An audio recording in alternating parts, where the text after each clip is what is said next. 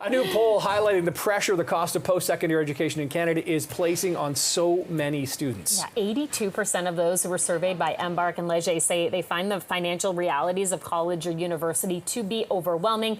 44% say they are spending at least 3/4 of their total income on school. 64% say they wouldn't be able to afford their education without the help they get from their parents. And another report suggesting Torontonians in their 20s are struggling more than those who are a decade older.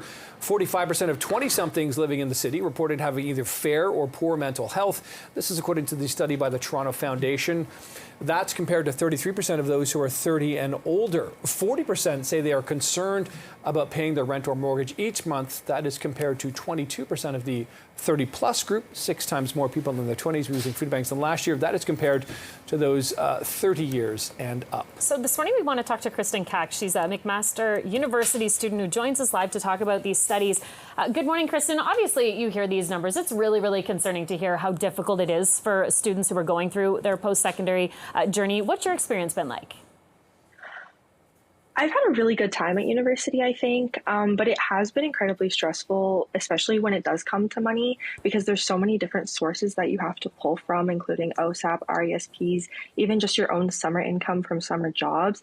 And trying to stretch that throughout the school year without having to get a part-time job has definitely been incredibly stressful. And Kristen, when you talk to your fellow students at McMaster University, what do you hear from them about their struggles as well? Because this is according to these numbers, 82% of students are struggling, and about a quarter have considered even dropping out.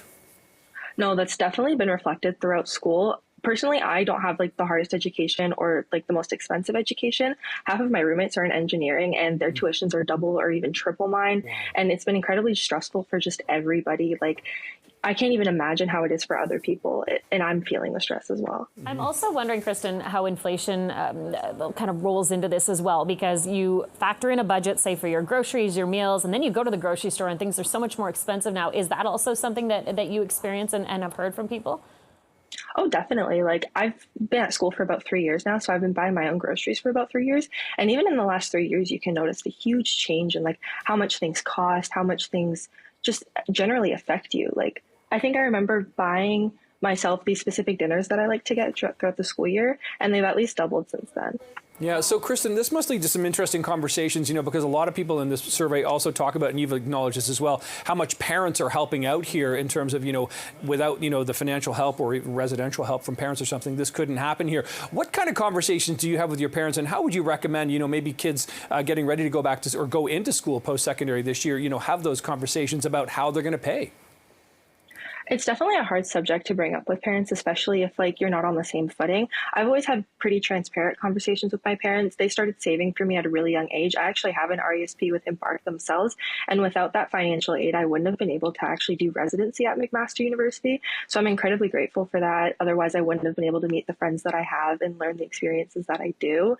So it's really good to just have that conversation as transparent as possible. Do you have concerns, Kristen, that kids or students going into post-secondary education might look at the overall cost and say, I just can't afford this, so I'm not going? Honestly, I do think that might be the case. I even had some doubts myself in the beginning, just because some people just don't see it worthy. A lot of people nowadays are saying that you don't even need a post-secondary education to go on to have your career. So why spend the amount of money that you do on it?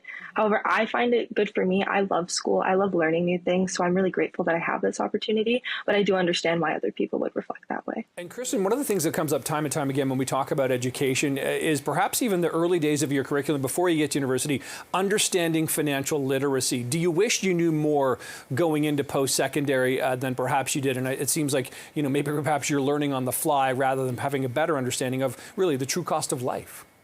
Oh, 100%. I've always been an advocate for having classes in school, especially in high school, that teach you how to do your taxes, that teach you how to budget things. That's not really available for students unless you go looking for it deeply and you take a business class, and that's not really available to everybody. So I do think people would benefit from having teaching opportunities, especially with real world skills such as this. Yeah, it's such an important skill really for everyone to take a look at your financial literacy there. Kristen is a McMaster University student joining us to talk about this recent study. Kristen, thank you so much. We certainly appreciate your time this morning.